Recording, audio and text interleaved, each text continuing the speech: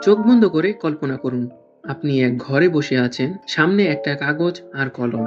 ঘড়ির কাঁটা টিকটিক করছে, আর আপনি চেষ্টা করছেন প্রশ্নের উত্তর লিখতে। এটাই তো আমাদের পরিচিত পরীক্ষা। কিন্তু কখন, কোথা থেকে শুরু হলো এই পরীক্ষা নামক জিনিসটা? আজ আমরা জানব বিশ্বের প্রথম পরীক্ষাটি আসলে কাদের জন্য ছিল, ছাত্রদের জন্য নাকি সরকারি চাকরি প্রার্থীদের জন্য।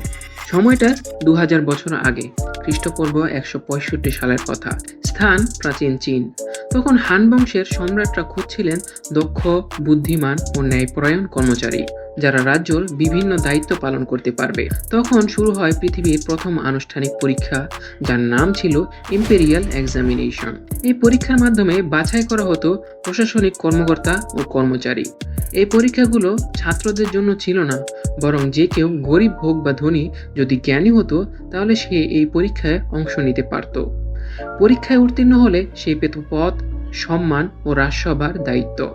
এক অর্থে এটি ছিল একটি সামাজিক বিপ্লব, কারণ এটি ধনী গরিবের ভেদাভেদ ভেঙে শুধু মেধার ভিত্তিতে মানুষকে সুযোগ করে দিত। চীনের এই পরীক্ষা পদ্ধতি এতটাই সফল ছিল যে পরবর্তীতে ব্রিটিশরা সেটি অনুসরণ করে। ব্রিটিশরা ভারতে এই পরীক্ষা চালু করে সিভিল সার্ভিসের জন্য। তারপর ধীরে ধীরে এই ধারণা ছড়িয়ে পড়ে বিশ্বজুড়ে, স্কুল, কলেজ, বিশ্ববিদ্যালয়ে।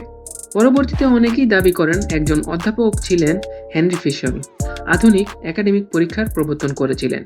তবে ইতিহাসবিদদের মতে এ দাবি নিয়ে অনেকেরই মতভেদ রয়েছে। একসময় পরীক্ষা ছিল গর্বের প্রতীক, আজ তা অনেকের কাছেই চাপ, হতাশা, ভয়ের উৎস।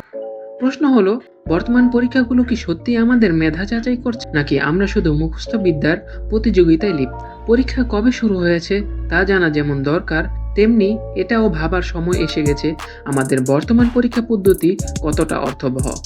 আপনার কি মতামত কমেন্টে লিখে জানান। পরীক্ষা কি আসলেই মেধার মানবদণ্ড? এমন আরো ভিডিও পেতে আমাদের ভাবনাপত্র চ্যানেলটি সাবস্ক্রাইব করুন এবং আমাদের ফেসবুক পেজটি ফলো দিতে ভুলবেন না।